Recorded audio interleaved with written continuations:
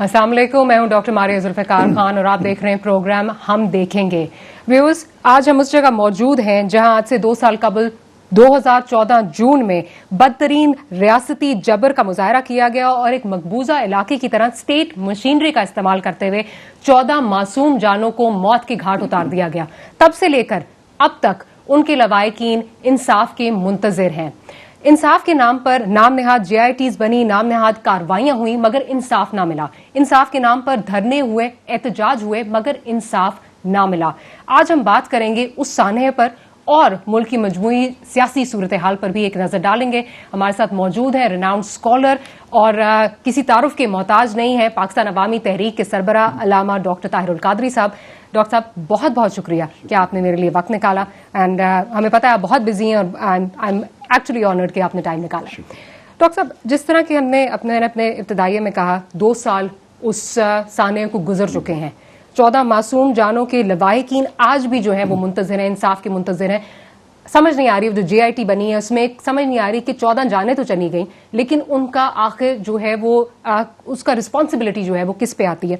आपसे जानना चाहूंगी, आप 2 साल बाद आपने इसको प्रॉपरली जो है आपने कहा कि एहतजाज का सिलसिला हमने शुरू करने की बात की, हम इसको लेके आगे चल रहे हैं। अब हम इंतजार कर रहे थे, आपने जब आपने धरने की कॉल दी, हम एक्सपेक्ट कर रहे थे कि आपकी तरफ से कोई अगला लाए अमल आएगा, फ्यूचर कोर्स ऑफ एक्शन आएगा। लेकिन आई कोट, आपने कहा जिस दिन पता चला इंसाफ और किसास नहीं मिल रही, 1 हफ्ते के नोटिस पर धरना बुला सकते हैं। डॉक्टर साहब, क्या आपको अभी भी इस रियासत से, इस सिस्टम से इंसाफ की उम्मीद है? आप खुद इसके भकिए उधेड़ते हैं इस सिस्टम के, आप उम्मीद करते हैं कि आपको इंसाफ मिलेगा? ये बात दुरुस्त है, इस सिस्टम में इंसाफ की गुंजाइश नहीं है। रियासत से मैं मायूस नहीं हूँ, मैं डिफरेंशिएट करता हूँ चीज़ों में। रियासत है जिसे आप स्टेट कहते हैं, फिर हमारा मुल्क है, हमारी सरजमीन है जी, जिसका उन्वान पाकिस्तान है, तो उससे तो मायूस नहीं हूँ। ठीक। बदकिस्मती से जो सिस्टम इस रियासत को और इस मुल्क को चला रहा है, उस सिस्टम में न जान है, न अमानत और दयानत की गुंजाइश रही है, न अदल और इंसाफ के लिए कोई रूम है और न उससे कोई तवक्को और भरोसा है। फिर तीसरा एक एंटिटी बन जाती है जिसको आप हुकूमत कहते हैं। इसमें अदल और इंसाफ के न मिलने का बुनियादी सबब सिस्टम की अपनी कमज़ोरियाँ और ख़राबियाँ तो हैं, लेकिन उससे भी बड़ा सबब हुक्मरान ख़ुद हैं। चूँकि हुक्मरान कातिल हैं, ये एक ऐसा सानिया, एक ऐसा जुर्म है कि जिसमें मुजरिम ख़ुद हुक्मरान है। They're part of the problem, not part of the solution. Power जो है जी बिल्कुल, वो पार्ट ऑफ द प्रॉब्लम है। राइट। अब चूँकि उन्होंने कत्ल करवाया है अपने ईमा पर, अपने मंसूबे के साथ, मुकम्मल हुक्म के साथ, अपनी तैयारी के साथ, अब कत्लेआम करवाया उन्होंने और यूज़ की है रियासती मशीनरी, पुलिस, पंजाब पुलिस को, और वो भी सिविल वर्दी में नहीं, सरकारी वर्दी में। और उस ऑपरेशन को, जो दहशत गर्दी का ऑपरेशन किया उन्होंने, उसको हेड भी कर रहे हैं रियासती मशीनरी के बड़े आला अफसरान। राइट। DIG ऑपरेशन हेड कर रहे हैं, SSPs उसके अंदर खुद खड़े कर रहे हैं उसमें सरपरस्ती। मीडिया ने दिखाया, सब दिखाया, मीडिया ने दिखाया, कई SPs थे, DSPs हैं, SHOs हैं और सैकड़ों एहलकार हैं जी। अब इंसाफ न मिलने की जो बुनियादी रीज़न है, मैं उसकी तह में जाना चाहता हूँ। वो ये कि चूँकि हुक्म दिया है वज़ीर आज़म पाकिस्तान, वज़ीर आला पाकिस्तान ने, और इस पूरे काम के करवाने में शरीक हैं उनके कई वज़ारा, और काम करने वाले वो कारिंदे हैं, अफसरान और अहलकार। इन्होंने क्या किया कि एक अफसर भी अरेस्ट नहीं किया। ये पाकिस्तान की तारीख का एक अनोखा कत्ल है, एक अनोखा कत्लेआम है, एक अनोखी वारदात है दहशत गर्दी की, जिसमें कातिल, मुजरिम बिल्कुल हर एक के सामने फिर रहे हैं। न पहचान में कोई शक है, न पहचान कराने की ज़रूरत है, सारी दुनिया ने देखा اور میڈیا نے دکھایا وہ سارے افسران اس وقت لاہور میں ہی پوسٹڈ ہیں سارے. بڑی انٹرسٹنگ چیز ہے جو میرا خیال ہے نچلے درجے کے جو جونیئر افسران ہیں, کانسٹیبلز, ہیڈ کانسٹیبلز, وہ اس وقت جیل میں ہیں. جو ایس پی صاحب ہیں سلمان علی صاحب, وہ ایبسکانڈر ہیں, وہ پتہ ہی نہیں ہے اکا دکا, وہ بھی اکا دکا. پتا ہے ان کو ویزا دے کے ایک کو ان کی so called J I T نے نامزد کیا تو اس کو ویزا دے کے خود بحفاظت باہر بھیج دیا, ریوارڈ کیا گیا نا جی. ان کو جو بالکل اعزاز کے ساتھ ریوارڈ دیا. اور ایک نامزد ملزم تھے ڈاکٹر توقیر شاہ, ان کو سوئٹزرلینڈ میں ایمبیسی کے اندر ایک بڑی WTO میں پوسٹنگ کر دی. اب بقایا سارے ملزم, اس لیے ایک بھی اریسٹ نہیں ہوا. کبھی آج تک ایسا واقعہ نہیں ہوگا, جھوٹا موٹا کوئی نہ کوئی بندہ اریسٹ ضرور کر لیتے. یہاں اس لیے اریسٹ نہیں کرتے کہ جو مجرم ہیں, قاتل ہیں, وہ سب کے سامنے ہیں. اگر ان کو اریسٹ کریں, جس کو بھی اریسٹ کریں, ان کو ڈر ہے وہی ان کے خلاف وعدہ معاف گواہ بن جائے گا. اگر ڈی آئی جی کو اریسٹ کر لیں, ایس ایس پیز کو کر لیں, کسی S2 ایس پی کو کر لیں, ڈی ایس پی, SHOs کو, جب ان کو اریسٹ کر کے سیریسلی اس کو عدالت کے کٹہرے میں لائیں گے اور اسے اپنا انجام نظر آئے گا, وہ تو اگلے ہی دن ساری حقیقت کھول دے گا کہ پردے کے پیچھے کون تھا, ہمیں حکم کس نے دیا. وہاں وزیر اعلیٰ اور وزیر اعظم چھپ نہیں سکتے. اپنے آپ کو چھپانے کے لیے سارے مجرموں کو انہوں نے چھپا رکھا ہے. ٹھیک ہے, کوئی ایک اریسٹ نہیں ہے. ٹھیک. اور اب وہ جو حکمران ہیں وہی قاتل ہیں, جو قاتل ہیں افسران وہی FIR اور کارروائی اسٹیٹ کی طرف سے نمائندگان وہ اس کا کرنے والے ہوتے ہیں. تو انہوں نے تو عدالت, جو پہلے ایک جج تھے اینٹی ٹیررسٹ کورٹ کے ایک جج جو ابھی ریٹائر ہو گئے, انہوں نے تو کیس کو ان کے احکامات کے تحت اس طرح چلایا ہے کہ ہر روز ہمارے لوگوں پر عدالت میں ایک 17 جون ہوتا تھا, ہر روز عدالت میں ایک 17 جون ہوتا تھا کیس کے اوپر. اور وہ اپنے چیمبر میں بیٹھ کے ہمارے لائرز کو بڑے کھلے طریقے سے خود کہتے تھے کہ مجھے آرڈرز ہیں, میں 2 اپریل یا 1 ویک آف اپریل میں ریٹائر ہو رہا ہوں اور سارے کیسز میں نے ختم کر کے نپٹا کے جانا ہے, یہ میرا مینڈیٹ ہے. بائی ہوک اور کروک مجھے ختم کرنا ہے, مجھے بائی ہوک اور کروک ختم کرنا ہے, اس لیے قتل عام کرنا ہے میں نے کیس کا. مجھے ان سے کہتے تھے کوئی انصاف, وہ اپنی زبان سے کہتا تھا کہ انصاف کے لیے صرف میں ہی رہ گیا ہوں, اگر یہاں سے نہیں ملتا تو انصاف اور عدالتیں بھی پڑی ہیں نا ہائی کو, وہاں سے لے لینا. میں نے تو احکامات کی تعمیل کرنی. وہ چیمبر میں بیٹھ کے کلیئر کٹ یہ کہتا تھا. تو اب وہ ریٹائر ہوئے, ان کی جگہ نئے جائے, ہماری اپلیکیشنز مسترد ہو گئیں. ہم نے جب یہ سارے حالات دیکھے اور ڈیلے ہو رہی تھی بہت, ہم تو پہلے اپنی FIR کے اوپر چلتے رہے, 7 متوازی سرکاری FIR چل رہی. اس FIR میں مقتولوں کے ورثاء مجرم بنے ہوئے ہیں, جو ہمارے گواہ ہیں وہ گواہ ملزم بنے ہوئے ہیں, ان پر فرد جرم 2 بار عائد ہوئی ہے, اور وہ اپنی ضمانتیں کرواتے پھرتے ہیں. جن کو انصاف چاہیے وہ اپنی ضمانتیں کروا رہے ہیں. سر اب ہم نے استغاثہ دائر کیا, اس لیے کہ آلریڈی ہم اس پروسیس کو چلتے چلتے کافی لیٹ ہو گیا, اور اس میں ہم بعض درخواستوں میں ہائی کورٹ تک بھی گئے ہیں, اور پھر ہائی کورٹ میں بھی سنوائی نہیں ہوئی. مخالف فریق کو نوٹس بھی نہیں سرو کیا انہوں نے. ڈر اتنا ہے نا, خوف اتنا ہے. ہاں, نوٹس بھی نہیں دیا, بغیر نوٹس سرو کیے پہلے ہی دن خارج کر دی. پھر ہائی کورٹ, سپریم کورٹ بھی گئے, اب استغاثہ دائر کیا ہے. مجھے اس چیز کا جواب دیجئے کہ آپ نے اب, اور میں یہاں ختم کر لوں ذرا, استغاثہ میں ہماری اب تک 36 شہادتیں یعنی گواہیاں ہو چکی ہیں. ایک پروسیس چل رہا ہے, ٹھیک ہے, لیکن اس کے بعد آگے جیسے میں نے پرسوں رات بھی دھرنے میں بیان کیا, ابھی تک اس کے قابل سماعت ہونے کا فیصلہ نہیں ہوا, ان کو طلب نہیں کرنے کا فیصلہ ہوا. بالکل, ہم تو دراصل سسٹین کر رہے ہیں, جنگ لڑ رہے ہیں, بقا کی جنگ لڑ رہے ہیں, عدل اور انصاف کے لیے. ملے گا اس دن جب ان کا اقتدار کا خاتمہ ہوگا, ان کا اقتدار کا خاتمہ ہوگا. لیکن مجھے یہ بتائیں, آپ نے ملٹری کورٹس کی اپیل کی ہے. سر, ہمیں یہ پتا ہے کہ پروونشل ایپیکس کمیٹیز ہوتی ہیں جو کہ بھیجتی ہیں انٹیریئر منسٹری کو جو کیسز جانے ہیں ملٹری کورٹس میں. پروونشل ایپیکس کمیٹی ان کی اپنی, انٹیریئر منسٹری ان کی اپنی, کس طرح پھر یہ ملٹری کورٹس میں کیسے جائے گا؟ آپ کیا ایکسپیکٹ کر رہے ہیں کہ جنرل راحیل شریف صاحب جو ہیں خود اس میں انٹروین کریں اور اس طرح یہ ملٹری کورٹس میں جائے؟ کیسے جائے گا ملٹری کورٹس میں؟ مجھے معلوم ہے یہ سارے پروسیجرز, جتنے پروسیجرز آپ مینشن, کچھ کیے آپ نے اور کچھ جو نہیں بھی کیے, وہ سارے پروسیجر ان کے اپنے ہاتھ میں ہیں. ایگزیکٹلی. یہ تو قانون بدل دیتے ہیں, آرڈیننس بدل دیتے ہیں, پارلیمنٹ کے اندر کانسٹیٹیوشن میں امینڈمنٹ لا لیتے ہیں، جو چاہیں کر لیں. یعنی ان کے ہاں تو نہ کسی آئین کا احترام ہے، نہ قانون کا احترام ہے، نہ عدالتوں کا احترام ہے. یہ وہی لوگ ہیں. جسٹس سجاد علی شاہ جب سپریم کورٹ کے چیف جسٹس تھے تو انہوں نے حملہ کروا دیا تھا. پاکستان کی تاریخ کا واحد واقعہ کہ سپریم کورٹ پر حملہ کروا دیا اور توڑ کے اس کے 2 حصے بنا دیے تھے. مطلب انہیں کسی شے کا حیا نہیں ہے. یہ بلیو ہی نہیں کرتے کسی چیز میں سوائے پاور اینڈ منی، 2 چیزوں کے. ہمیں پتہ ہے کسی پروسیجر سے یہ نہیں ہوگا. ہم ان تمام پروسیجر سے بالا بھی ایک چیز ہوتی ہے، بالا، اور وہ نیچرل جسٹس ہوتا ہے.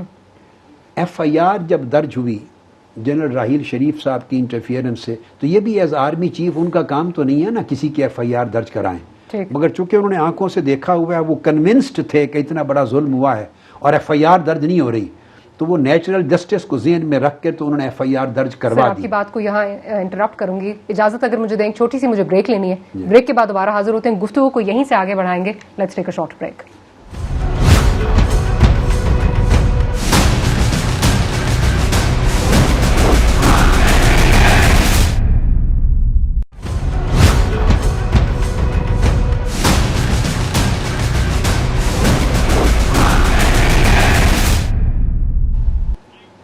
Welcome back after break. آپ دیکھ رہے ہیں پروگرام ہم دیکھیں گے. ڈاکٹر صاحب، جہاں سے ہم نے بات جو ہے وہ وہیں سے شروع کریں. ہم بات کرتے کس طرح جائے گا ملٹری کورٹس میں. میں وہ بات کر رہا تھا کہ ملٹری کورٹ سے پہلے ایک بات کر رہا تھا نا کہ ہم الٹیمیٹلی مجبور ہو کے استغاثہ میں گئے، جس کی 36 شہادتیں اب تک ہو چکی ہیں. میں نے پہلے بیان کیا کہ ہم تو سسٹین کر رہے تھے، یعنی بقا کی جنگ لڑ رہے تھے. آپ حیران ہوں گے، اور آپ کے پروگرام کے ذریعے میں قوم کو بتا رہا ہوں کہ جو جج صاحب ریٹائر ہوئے ہیں، انہوں نے چن کے ان کو رکھا ہوا تھا. وہ کرپٹ آدمی تھا، ایز آلویز جی ہمیشہ کرپٹ آدمی تھا. اس کے خلاف شکایات، کمپلینٹس تھیں، اور ان کو مینیج کیا انہوں نے، اور out of turn without seniority اس کو پوسٹنگ کی اسی پروگرام، اسی مقصد کے لیے. اس کو پتا تھا کہ اینٹی ٹیررسٹ کورٹ کا جج لگا دیں کہ کیس وہیں جانا ہے. سیٹل کر کے بٹھا دیا، اور پھر اس نے ہر روز جیسے میں نے بتایا 17 جون شروع کر دیا.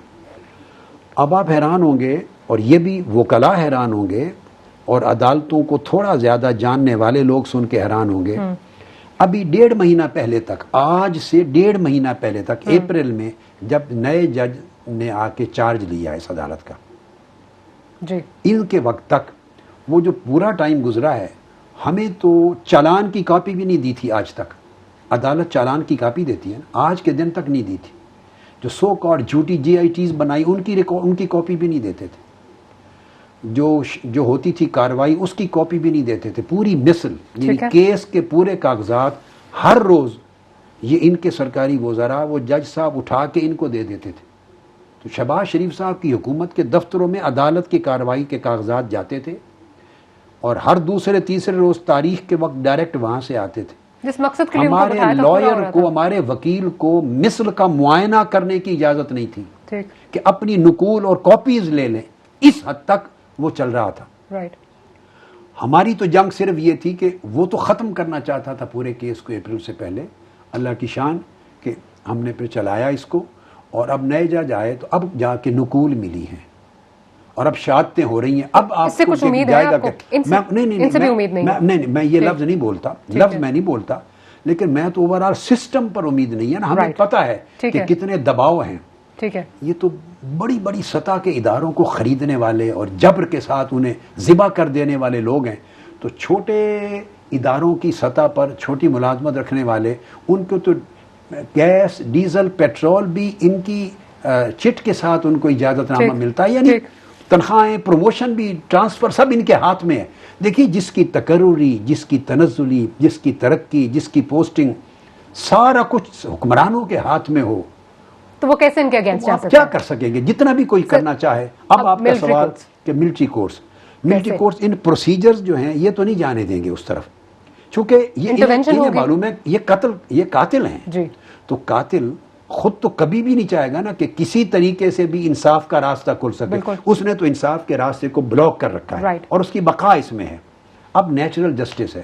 میں جو امید رکھتا ہوں وہ یہ کہ ایف آئی آر درج کروانا بھی تو کسی آرمی چیف کی اپیرنٹلی جو اس کے فرائض ہیں اس کا اس حصہ میں نہیں تھا ٹھیک نا. ہے. تو انہوں نے دیکھا کہ ظلم کی انتہا ہو گئی ہے اچھا. اور راستے بلاک ہے تو ایف آئی آر انہوں نے کروا دی درج. سر لیکن اب اسی طرح انصاف کی فراہمی کس طریقے سے ہوگی اللہ بہتر جانتا ہے, مگر الٹیمیٹلی انشاءاللہ ضمیر کی آواز جو ہے وہ کروائے گی انصاف کے لیے راستہ آپ کھولنے کتنی کا. دیر انتظار کریں گے اس انصاف کی راہ کا کھلنے کا, نیچرل جسٹس کے لیے آپ کوئی ڈیڈ لائن آپ نے دی ہے؟ مناسب ٹائم, ایک مناسب ٹائم. رفلی کتنا ٹائم آپ یہ میں ابھی تعین نہیں کر سکتا اس پر, انشاءاللہ غور و خوض مطلب ہے. اس پہ جو جس طرح آپ نے کہا سال بھی لگ سکتے ہیں, ایک سال اور گزر سکتا ہے, نہیں اتنا ٹائم نہیں ہوگا, 6 مہینے گزر سکتے ہیں. نہیں, اتنا بھی نہیں. چلے اس کا مطلب کہ سپٹمبر کی پھر ڈیڈ لائن پاس ہی آتی ہے, 3 مہینے 6 مہینے نہیں 3 مہینے میں تک. امید کرتا ہوں کہ جیسے میں نے اپنے سپٹمبر سے پہلے آپ کو جو آپ نے کہا ہے میں کہ توقع کرتا ہوں کہ جلد سپٹمبر سے پہلے ہو جائے ان کے جو اپنے حالات ہیں ابھی دیکھیے نا, پوری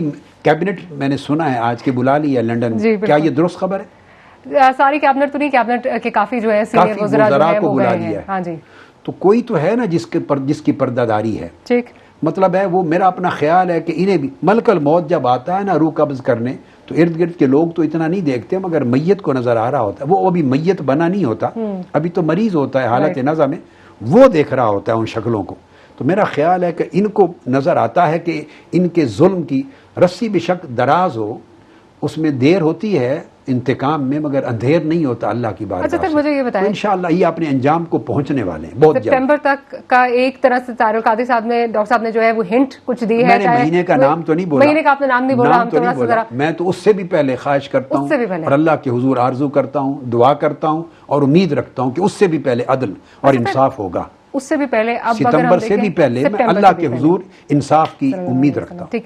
اچھا سر, آپ نے عمران خان صاحب نے انڈیا دیا ہے کہ وہ سڑکوں پہ آنے کا جو ہے وہ ان کا عید کے بعد وہ ارادہ رکھتے ہیں کہ پینما پہ کچھ نہیں ہو رہا, وہ سڑکوں پہ جو ہے وہ آنے کا ارادہ رکھتے ہیں. کیا آپ ان کو, وہ کیس اور ہے, ماڈل ٹاؤن کا کیس اپنی جگہ, وہ سڑکوں پہ نکلتے ہیں, آپ ان کو جوائن کریں گے؟ اس موضوع پر ہماری آج کے دمے تک کوئی مشاورت نہیں ہوئی, اچھا, کوئی کنسلٹیشن نہیں ہوئی, تو میں ابھی کچھ کہہ نہیں سکتا. لیکن آپ کیا سمجھتے ہیں, جب تک کوئی بات ہوگی آپس میں, وہ آئیں گے, ملیں گے, بات چیت ہوگی, تو پھر وہ نہ خود وہ آپ کو انوائٹ اگر اس طرح نہ بھی کریں, آپ خود اس پہ ارادہ رکھتے ہیں کہ آپ اس پہ, ان کی اپنی اسٹرگل ہے, ان کے آزادانہ اپنی پارٹی کے فیصلے ہیں. تو ہمارا تو ماڈل ٹاؤن کا سب سے بڑی پرائورٹی انصاف اور قصاص ہے, اور اس کے ساتھ پھر ملک کو بچانا وہ ایک نظام کی اصلاح ہے. تو اگر نظام کی اصلاح کے لیے آپ کو دوبارہ نکلنا پڑا, آپ نکل سکتے ہیں؟ ہم تو جد و جہد ہماری جاری ہے, اور کبھی بھی ہم انشاءاللہ اس کے لیے جو بھی قربانی اس ملک اور قوم اور عوام اور نظام کی بہتری کے لیے درکار ہوگی, ہم پیچھے نہیں ہٹیں گے. اچھا سر, ہم نے جو پرسوں دیکھا کہ حکومت کے خلاف ایک محاذ کھڑا تھا, اس میں آپ کے ساتھ میجورٹی اپوزیشن پارٹیز جو ہیں وہ آپ کے ساتھ شانہ بشانہ جو ہے وہ کھڑی تھیں. اگر یہ محاذ آگے جاتا ہے, اگر لیٹس سپوز جس طرح آپ کہہ رہے ہیں نظام کو بچانے کے لیے آپ نکلتے ہیں یا سڑکوں پہ آپ نکلتے ہیں, جو دو پارٹیز بالخصوص میں ان کی بات کروں گی, پاکستان پیپلز پارٹی اور MQM, آپ کو کہاں نظر آتی ہیں؟ آپ کو لگتا ہے کہ وہ نظام کو بچانے کے لیے کھڑی ہوں گی نواز شریف صاحب کے ساتھ, یا صحیح معنوں میں نظام کو سنوارنے کے لیے آپ کے ساتھ کھڑی ہوں گی؟ میں اس پر کمنٹ نہیں کر سکوں گا کہ ابھی تک میری ان پارٹیز کے ساتھ ان سبجیکٹس پہ گفتگو نہیں ہوئی. یہ تو دعوت دی تھی دھرنے کی 17 جون کے اس واقعہ پر, تو وہ ہمارے ساتھ آئے. ابھی انشاءاللہ اگلے چند دنوں میں میرے قیام کے دوران جس پارٹی سے بات ہوگی تو تب میں کمنٹ کر سکتا ہوں. ٹھیک ہے, اس سبجیکٹ پہ ابھی بات نہیں ہوئی. اچھا سر, ہم نے دیکھا جو دھرنے میں جس کو ہم کہیں گے کہ جو فورس تھی وہ آپ کی وجہ سے تھی, آپ کی وجہ سے تھی. آپ کی فالوورز جو ہیں وہ اتنے ڈسپلنڈ ہیں کہ آپ ان کو جیسے کہتے ہیں, جتنے دن دھوپ گرمی طوفان ہم نے سب دیکھا, انہوں نے سب کچھ سہا وہاں پہ اور آپ کے ساتھ ڈٹے رہے. معذرت خان صاحب کا میرا دھرنا جو ہے وہ صبح تو وائنڈ اپ ہو جاتا تھا, شام کو جو ہے موسم جب بہتر ہوتا تھا اسٹارٹ ہوتا تھا. جو وہ ایک امپٹس تھا دھرنے میں, وہ آپ کی وجہ سے اور آپ کے فالوورز کی وجہ سے. کیا آپ یہ نہیں سمجھتے کہ جس ٹائم پہ آپ دھرنے کو چھوڑ کے گئے تھے, اس وقت اگر آپ نہ چھوڑ کے جاتے تو آج چیزیں مختلف ہوتی؟ نہیں, جب ہم نے فیصلہ کیا نا, وہ ہم نے بڑی طویل مشاورت, کئی دنوں کی مشاورت کے بعد فیصلہ کیا. میری طبیعت ایسی ہے کہ میں ورکرز کی جان و مال, توانائی, ان کی سٹرگل کو اگر میں دیکھوں کہ اس وقت فوری نتائج پیدا ہونے کا ماحول پیدا نہیں ہوا تو میں ان کو رائے گاں نہیں جانے دوں گا. تو آپ کو سمجھ آ گئی تھی کہ اس وقت میں نے دیکھ لیا کہ اس وقت نتائج نتائج کا وقت نہیں آیا. جب ہم گئے تھے ہم بڑے پرعزم تھے, لیکن پوری سٹرگل کی, ہم نے سٹرگل میں کمی نہیں کی, قربانیوں میں کمی نہیں کی, کارکنان نے کمی نہیں کی، استقامت میں کمی نہیں، لڑے 31 اگست کی رات ڈٹ کر ہر چیز اپنے عروج کو ہر چیز پہنچائی، اور بڑا طویل 70 72 75 دنوں کا دھرنا ہمارا رہا، لیکن الٹیمیٹلی سارے معاملات کا جائزہ لے کے ہم اس نتیجے پہ پہنچے کہ اب فوری طور پہ وہ جو نظام کے بدلنے کی یا ان سے انصاف کے حصول کی اور ان کی برطرفی اور قصاص کا حصول اور انقلاب کی جو منزل ہے، وہ نتائج فی الفور اس وقت ماحول نہیں ہے کہ اچیو ہوں۔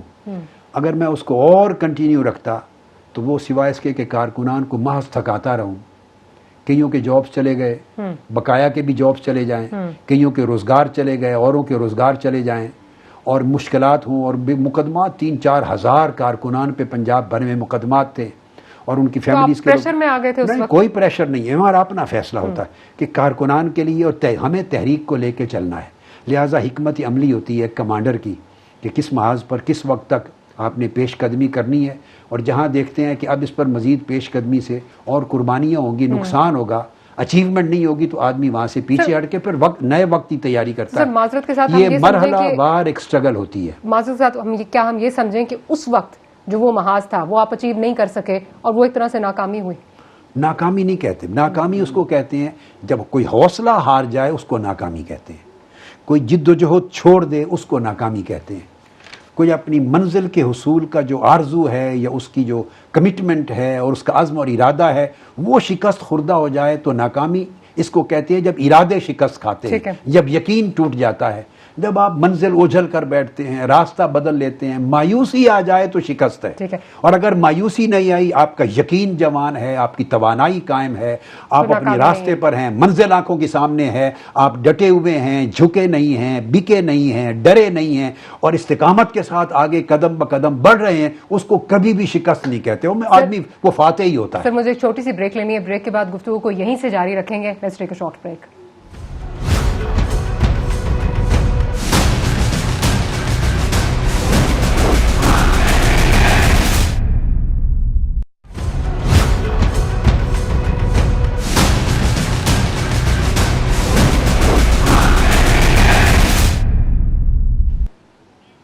Welcome back after the break. آپ دیکھ رہے ہیں پروگرام ہم دیکھیں گے۔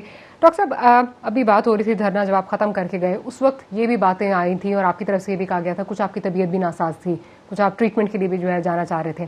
ایک نجی ٹاک شو میں خرم نواز گنڈاپور صاحب جو ہیں انہوں نے یہ کہا کہ یہاں پہ جب ان سے سوال کیا گیا کہ آپ نے یہاں پہ ٹریٹمنٹ کیوں نہیں اویل کیا، تو کہا گیا کہ آپ شفا میں آپ نے جو ہے وہ کوشش کی تھی، آپ نے ڈاکٹرز ہاسپٹل میں کوشش کی تھی، لیکن وہ ایڈمٹ کرنے کے لیے تیار نہیں تھے۔ سی ایم ایچ، اچھا جی سی ایم ایچ، کئی ہاسپٹلز میں سی ایم ایچ کس طرح جو ہے وہ، یہ مجھے پرسنلی علم ہے جی، میں اس کی خود، چونکہ وہ فون کر کے جب ان سے معذرت آتی تو مجھے اسی وقت بتاتے تھے، میں بیڈ پہ لیٹا ہوا تھا۔ یہ درست کہا ہے انہوں نے، سی ایم ایچ سے بھی جو ہے انہوں نے، اب مطلب وہ انہوں نے سیکیورٹی کلیئرنس کی بات کی، رات کا ٹائم تھا نا، تو اب لوکل مینجمنٹ ہی ہوتی ہے نا، تو they have to take their own decision, کوئی ہر چیزوں کے لیے اوپر تھوڑا رابطہ کرتے ہیں، اپنے ہیڈ کوارٹر سے تو نہیں کرتے۔ تو آپ کا مطلب لوکل ان کی جو ایڈمنسٹریشن تھی وہ پریشرائز ہو گئی، جو بھی اس طرح جو یہ شیخ زاید ہاسپٹل کا بھی پتہ کیا تھا، تو 2-3 ہاسپٹلس کا انہوں نے پتہ کیا تھا، تو کسی نے کوئی مجبوری، کسی نے کوئی مجبوری ہمارے پاس، باقی پتہ چلا مجبوری سمجھ آتی، سی ایم ایچ کی مجبوری نہیں سمجھ آتی۔ نہیں، ان کی کوئی لوکل سیکیورٹی کلیئرنس کا لفظ بولا تھا انہوں نے ان کو مشن۔ آپ یہ مانتے ہیں کہ سیکیورٹی کلیئرنس اللہ چاہیے کچھ اور؟ میں اس سے زیادہ کمنٹ نہیں کر سکتا، میری طبیعت بہت بدگمانی والی نہیں ہے۔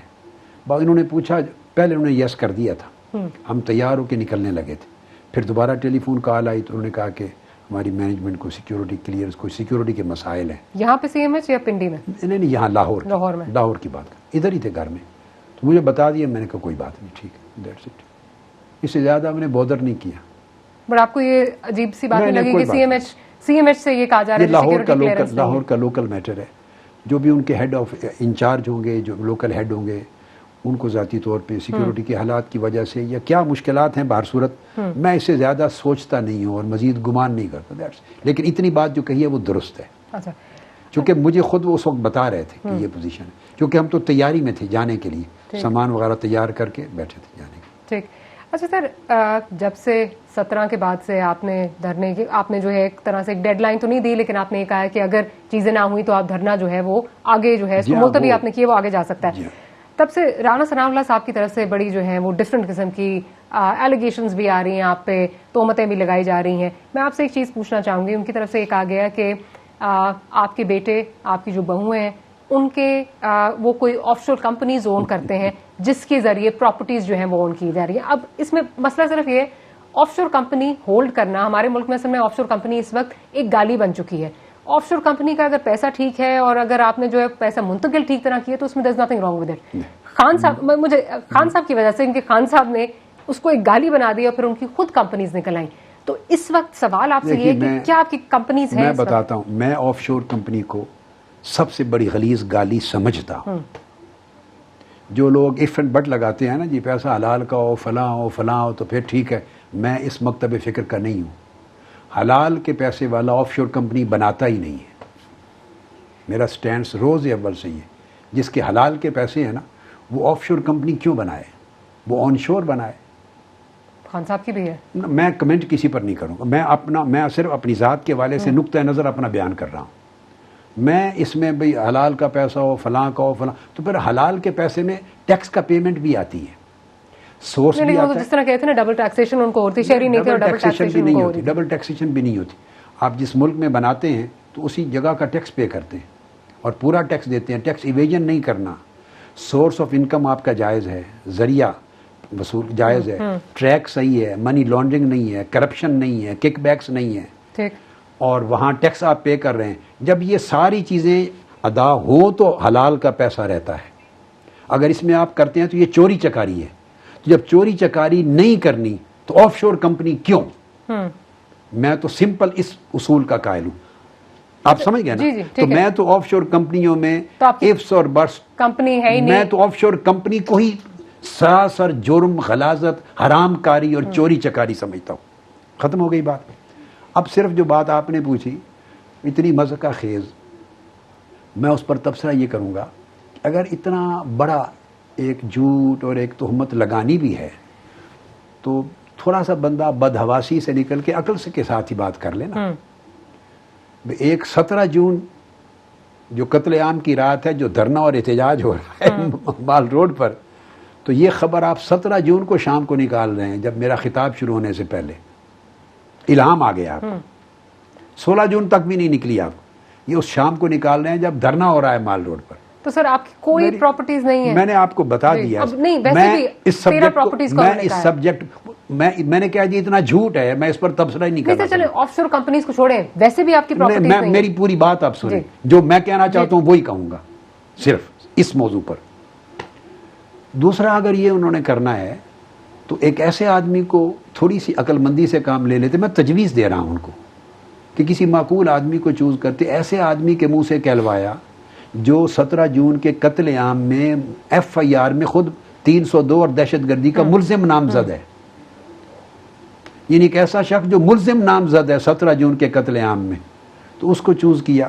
اس سے اندازہ مجھے یہ ہوتا ہے کہ شاید کسی اور معقول آدمی اور شریف آدمی نے ایکسیپٹ نہیں کیا یہ گند اپنی زبان پہ اور اتنی غلاظت اپنی زبان پہ لانا.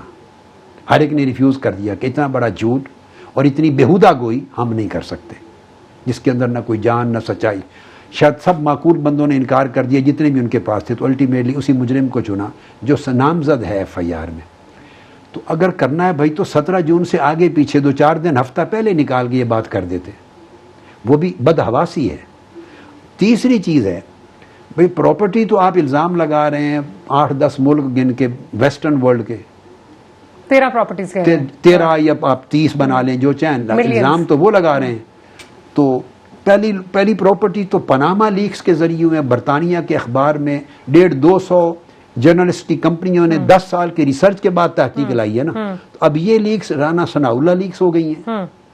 مطلب ہے یہ دنیا کے کسی اخبار میں کم سے کم انہیں کہیں چند کروڑ روپے خرچ کر کے, ارب روپے خرچ کر کے اگر اتنا کام کرنا ہی ہے تو برطانیہ کے کسی اخبار میں پہلے خبر چھپا لیتے جہاں بقول ان کے پراپرٹیز ہیں اور رجسٹریشن کے کاغذات ہوں گے, کچھ اگر کوئی چیز وجود میں ہوگی تو وہ ان کو دیتے, اور لندن میں چھپاتے یہ خبر, یہ فرانس میں چھپاتے, ویسٹرن ورلڈ میں چھپاتے, اور اس کو پھر کوٹ کرتے. تو بات تھی آخری دن دھرنے کے دن, اور آپ یہاں جو ملزم ہے آپ وہ ریلیز, یہ ایک لاغو چیز ہے. یہ سٹوری ان کی بکی نہیں, نہ کوئی خریدے گا، اور میں اس پر مزید وقت نہیں ضائع کرنا چاہتا. لغو ہے بس. اللہ نہیں تو سر جو یہ بات وہ کر رہے ہیں کہ جی 60 لاکھ میں ان کی کینیڈا میں بات کو اس پراپرٹی قابل ہے تو وہ کریں، جو چاہیں کریں، کرتے پھریں.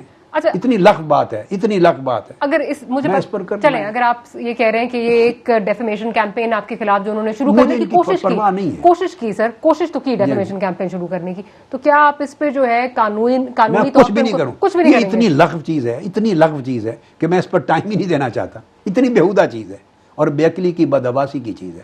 دیکھیے جب میں 2013 میں 2014 میں موومنٹ ہوئی تو انہوں نے اس وقت بھی طرح طرح کے الزامات، ان کا ایک ہاؤس ہے گھڑے تھے، بنائے تھے، کچھ نہیں ان سے نکلا.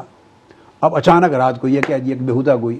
لوگ اتنے پاگل تو نہیں ہیں بھئی، وہاں تو بین الاقوامی طور پہ ورلڈ وائڈ لیکس ہو رہی ہیں اور اخبارات اور پوری دنیا کے جرنلسٹ تنظیمات کر رہی ہیں، تو یہ یہاں رانا ثناء اللہ صاحب 17 جون کی رات خبر چلا رہے ہیں، کسی نے خریدا ہی نہیں، سب نے پھینک دیا اس کو. بالکل ٹھیک ہے، لیکن just for my viewers, because ایک خان صاحب کے ساتھ اس طرح ہو چکا ہے کہ آف شور کمپنیز کو انہوں نے اتنا زیادہ جو ہے وہ برا کہا اور اس کے بعد ان کی اپنی نکل آئی. آپ کی کوئی آف شور کمپنی نہیں ہے؟ نہیں ہے. ٹھیک ہے، آپ کی کوئی آف شور کمپنی نہیں ہے. ٹھیک ہے، آن دیٹ ہم نے زندگی میں نہ کبھی سوچا ہے، نہ ہمارے وسائل ہیں، نہ ہماری یہ سیرت ہے، نہ کردار ہے، اور نہ مرتے دم تک میری نسلوں میں بھی نہیں ہوگا. ڈاکٹر صاحب نسلوں میں بھی آف شور کمپنی نہیں ہے. ڈاکٹر صاحب کا کہنا on that note we have to take a short break. میں تو یہ آپ کے کہنے پر میں نے کہہ دیا، میں تو اتنی لغو چیز ہے کہ میں اس پر گفتگو ہی نہیں کرنا چاہتا.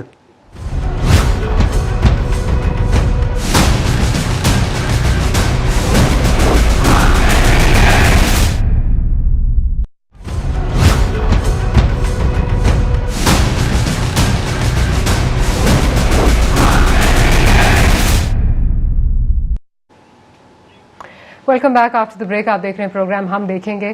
ڈاکٹر صاحب اب بالکل ہم اپنے پروگرام کی میں ایک دلچسپ بات کرتا ہوں آپ کی پچھلی بات. Please. میں اس لیے اس کو ایڈریس نہیں کرنا چاہتا تھا کہ بڑی لغو بات ہو نا تو آپ اس کی صفائی میں کہنے لگ جائیں تو اس لغو الزام کو بھی تھوڑی اہمیت مل جاتی، ایک بیکار بات کو اہمیت مل جاتی. میں ایڈریس ہی نہیں کرنا چاہتا تھا. ایک دلچسپ آپ کے لیے جملہ چھوڑ دیتا ہوں. اس طرح کی باتیں تو کرنے کو تو آسانی ہوتی. کیا وہ پسند کرتے ہیں کہ آف شور کمپنی کے اوپر سزائے موت مقرر کر لیں؟ یہ اچھا ایک آپ نے ہاں ایک آپ نے اچھا تجویز دی. آپ نے اس میں تجویز میں دے دیتا ہوں تو اس میں ہر کوئی آ جائے گا اگر ان کو ایکسیپٹ ہے. میری بات آپ سمجھ گئی ہوں. اور میرا خیال ہے رانا ثناء اللہ صاحب اگر ہمارا جو پروگرام ہے اس وقت وہ دیکھ رہے ہیں تو ڈاکٹر صاحب نے ایک بہت بڑا ایک طرح سے ان کو چیلنج دے دیا کہ اگر اس پہ سزائے موت جو ہے وہ رکھ لیں تو دیکھ لیتے ہیں آگے کیا ہوتا ہے. میں تو ان کی پوری پارٹی کو کہہ رہا ہوں، ان کی پوری پارٹی سزائے موت مقرر کر دیں جس کی آف شور کمپنی ہو. سزائے موت ایک تجویز دے رہا ہوں، آفر دے رہا ہوں. دیکھتے ہیں آپ کی آفر جو ہے وہ ایکسیپٹ ہوتی ہے کہ نہیں ہوتی. Let's see P M L N اس کو ایکسیپٹ کرتی ہے کہ نہیں کرتی. اچھا ڈاکٹر صاحب، بعض لوگوں کی ساری سیاست جھوٹ بولنے پر، الزامات پر، تہمتوں پر، شر انگیزی پر ہوتی ساری، اور اس کے اندر کوئی حقیقت نہیں ہوتی. وہ ساری زندگی ایسے گند اچھالنا ہوتا ہے انہوں نے، اور اندر وہی کچھ ہوتا ہے وہی باہر زبان پہ لاتے ہیں بس. اچھا ڈاکٹر صاحب، اس دفعہ ہم کیا ایکسپیکٹ کریں؟ چلیں پچھلی دفعہ آپ کہہ رہے ہیں کہ آپ کو اس طرح مومنٹم نہیں لگ رہا تھا، آپ کو لگ رہا تھا کہ ابھی مقاصد حاصل نہیں ہو سکیں گے تو آپ چلے گئے. یہ جو دھرنا ہے اگر آپ نکلتے ہیں سڑکوں پہ، how will this be different from the previous ones? کیونکہ ابھی سے جس طرح آپ بات کرتے ہیں حکومتی وزراء نے جو ہے وہ کہنا شروع کر دیا. پرویز رشید صاحب کا کہنا ہے کہ جی سبز باغ دکھا کے دوبارہ چلے جائیں گے. خواجہ آصف کہہ رہے ہیں جی ڈیل کر کے پھر واپس چلے جائیں گے. تو کیا ہم اس دفعہ مطمئن رہیں کہ طاہر القادری صاحب جب تک ان کے مقاصد اچیو نہیں ہوں گے، ان 14 لوگوں کے قاتلوں کو نہیں پکڑا جائے گا، طاہر القادری صاحب واپس نہیں جائیں گے؟ میں ایک دلچسپ بات کرتا ہوں پہلے آپ کو.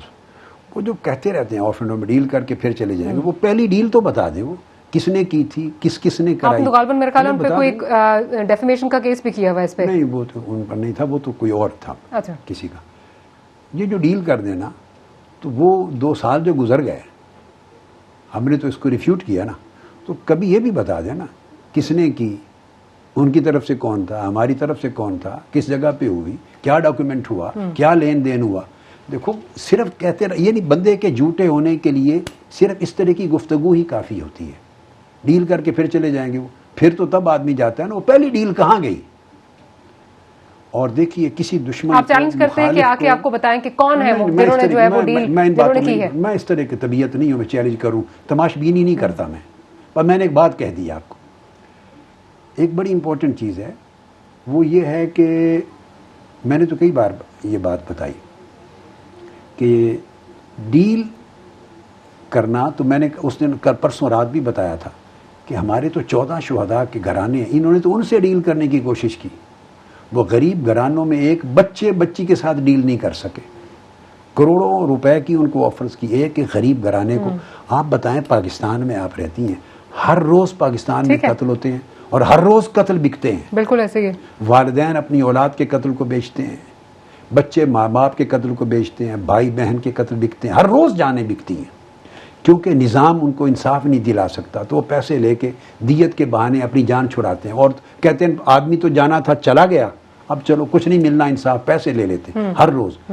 یہ پہلا واقعہ پاکستان کی ہسٹری میں میری یادداشت میں ہے. 14 شہید ہوئے ہیں, سارے گھرانے غریب ہیں, ان کے پاس اپنے گھر بھی نہیں ہے, کئیوں کے پاس اور پھر بھی چھوٹے گھر ہیں, اور ان کے قارون کے خزانے ان کے پاس اور فرعون جیسی طاقت ان کے پاس, تو ان سے ڈیل نہیں کر سکے. کروڑوں روپے کے ساتھ ان میں سے کسی ایک فرد کو خرید نہیں سکے. بندے کو کچھ تو عقل ہونی چاہیے نا بات کرنے سے پہلے. نہ ڈرا سکے انہیں اور نہ ان کو خرید سکے. اور اس کے بعد یہ کہ پھر جو لوگ یہ چونکہ ان کا کلچر, ان کی سارا کلچر ڈیل کا ہے. یعنی ایک آدمی بولی, ایک آدمی کے دیکھیے اصولی اندر اگر صفائی طہارت پاکیزگی نہ ہو اور ساری زندگی گندگی اور غلاظت کی ہو نا, کرپشن کا پیسہ کھایا ہو, حرام کا پیسہ کھایا ہو, حرام کا کمایا ہو, حرام کا پیسہ لگایا ہو, حرام کے کمائی کے ذریعے سے زندگی بندہ گزار رہا ہو, اس کی زبان بھی ایسی ہوتی ہے, وہ بولی ایسی بولتا ہے, ہر ایک پر اس قسم کے کیچڑ اچھالتا ہے. تو اس کا طریقہ یہ ہوتا ہے. آسان طریقہ صرف یہ ہے کہ جو لوگ اس طرح کرنے والے ہوتے ہیں ان کی جرت ختم ہو جاتی. وہ آنکھوں میں آنکھیں ڈال کے بات نہیں کرتے, وہ جرت سے للکارتے نہیں ہیں, وہ پلٹ کے آ کے اپنا احتجاج یہ جد و جہد جاری نہیں رکھتے. وہ ان کی تو ٹانگیں ہی کانپتی ہیں چونکہ ضمیر ختم ہو جاتا ہے. تو مقصد یہ ہے کہ ان چیزوں سے بیسک چیز دیکھ لیں کہ انصاف اور قصاص کی اس تحریک کو ان چیزوں سے کوئی زک نہیں پہنچے.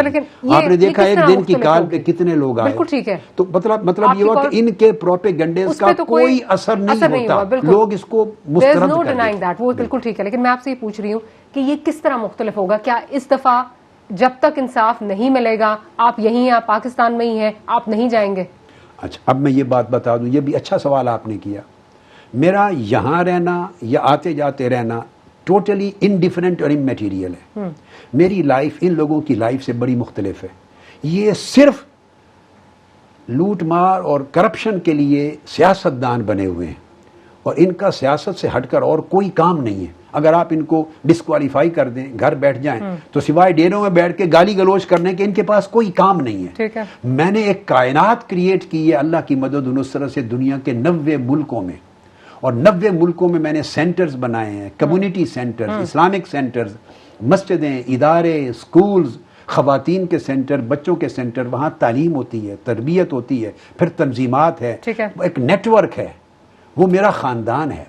تو جس طرح میں ذمہ داریاں یہاں پاکستان کے اندر نبھاتا ہوں نا, اس طرح پاکستانی کمیونٹی کی دنیا کے 90 ملکوں میں ذمہ داریاں نبھاتا ہوں. لیکن آپ کو پھر میں ورلڈ وائڈ ایڈریس کرتا ہوں. اب صرف اس دنیا کو نہ دیکھیں, میں گلوبلی دیکھتا ہوں. یہی فرق ہے, میں گلوبلی دیکھتا ہوں. میری رسپانسبلٹی گلوبل ہے, انٹرنیشنل ہے.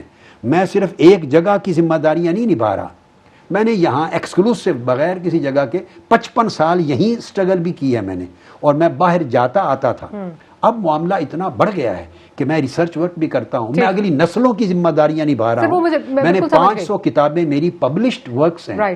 یونیورسٹیز کو کبھی لیکچر دیتا ہوں, دہشت گردی کی آئیڈیالوجی کو رد کر رہا ہوں. آپ مجھے ایک نام بتا دیں پوری مسلم ورلڈ میں, اسلامی دنیا میں, ایک نام بتا دیں جس نے عالمی سطح پر دہشت گردی کے فکر اور آئیڈیالی کو مسترد کیا اور دلائل. تو میں اس محاذ پر کام کرتا ہوں. تو میرا ورلڈ وائڈ جانا آنا یہ میری ریکوائرمنٹ. میں ادھر جاؤں جا رہا ہوں, لیکن پروگرام کا وقت بالکل تھوڑا رہ گیا, قطع کلامی کی معافی چاہوں گی, لیکن مجھے صرف یہ بتا دیجئے کہ کیونکہ جب آپ یہاں پر آتے ہیں اس کیس کو, اس پرٹیکولر کیس کو, کیونکہ ان لوگوں کے لیے جن کے پیارے گئے ہیں وہ تو آپ کی طرف ہی دیکھتے ہیں. انہوں نے اگر نہیں قصاص, اگر دیت نہیں ابھی تک لی, تو آپ کی طرف ہی دیکھ کے کرتے ہیں, اور آپ سے ہی ان کی جو ہے وہ امیدیں منسلک ہیں. یہ میرا سوال ہے. میرے آنے اور جانے سے ان کے عدل اور انصاف اور قصاص کی سٹرگل میں کوئی فرق نہیں آتا. وہ قانونی جنگ ہے, وہ ہم آلریڈی لڑ رہے ہیں. میں اس میں گواہ نہیں ہوں اور میں نے عدالت میں پیش نہیں ہونا ہوتا. وہ ہماری پوری پارٹی سینکڑوں لوگ ہر تاریخ پر کھڑے ہوتے ہیں، سینکڑوں ہزاروں. ہمارے وکلاء کی پوری ٹیم ہر تاریخ پر موجود ہوتی ہے اور ہر روز کی مجھے وہ پروگرس دے رہے ہوتے ہیں. ہم نے کروڑوں روپے کی فیسز دے کر وکیلوں کی پوری ٹیمز بنائی. ہم قانونی جنگ لڑ رہے ہوتے ہیں. میں تو جب یہاں ہوتا ہوں اس عرصے میں صرف ایک احتجاج کے ذریعے میں رائے عامہ ہموار کر کے پبلک کو صورتحال سے آگاہ کر کے میں ایک ایسا حق مانگنے کے لیے رائے عامہ ہموار کرتا ہوں، ورنہ قانونی جنگ میں کوئی تعطل نہیں آتا. وہ ہماری چل رہی ہے اور وہ کبھی پریشان نہیں ہوتے. جو احتجاج کا سلسلہ ہے وہ تو آپ کے آنے سے اس میں وہ مومنٹم آتا ہے. احتجاج تو اس کا مطلب کہ صرف احتجاج ہر روز نہیں ہوتے. بالکل، تو احتجاج لاسٹ ریزورٹ نہیں ہے. اس کا مطلب کہ احتجاج پہ چیز ختم نہیں ہوگی، جس طرح آپ کہہ رہے ہیں کہ اگر نہیں ملا تو ہم سڑکوں پہ آئیں گے. اور احتجاج یاد دہانی کو کہتے ہیں. یہ ایک یاد دہانی ہوتی ہے اور یاد دہانی آف اینڈ آن کرواتے رہتے ہیں اور سٹرگل مسلسل انصاف کے اصول کے لیے جاری رہتی ہے. وہ قانونی جنگ بھی ہے، پھر مختلف علاقوں میں احتجاج بھی جاری رہتے ہیں، لوکل احتجاج. یہ بڑے پیمانے پر جب کرنا ہوتا ہے تو آف کورس میں خود موجود ہوتا ہوں، مگر ہر شہر میں احتجاج ہوتا ہے، وہ راؤنڈ دا ایئر جاری رہتے ہیں. آپ نے ٹی وی میں اخبارات میں کئی بار دیکھا ہوگا ریلیز احتجاج کی ہر شہر میں ہر ضلع میں نکلتی رہتی ہیں. تو ہمارا احتجاج بھی جاری رہتا ہے، مگر وہ لوکل سطح پر، کبھی لاہور کی سطح پر، کبھی ڈویژنل سطح پر، کبھی ڈسٹرکٹ سطح پر، کبھی تحصیل سطح پر. میری موجودگی کی وجہ سے تو وہ ایک پورے نیشنل لیول پہ احتجاج کا تو ہر چیز کا ایک وہ پیک ہوتا ہے. ہر چیز کے درجے ہوتے ہیں، سٹیپس ہوتے ہیں اور ٹائمنگز ہوتے ہیں.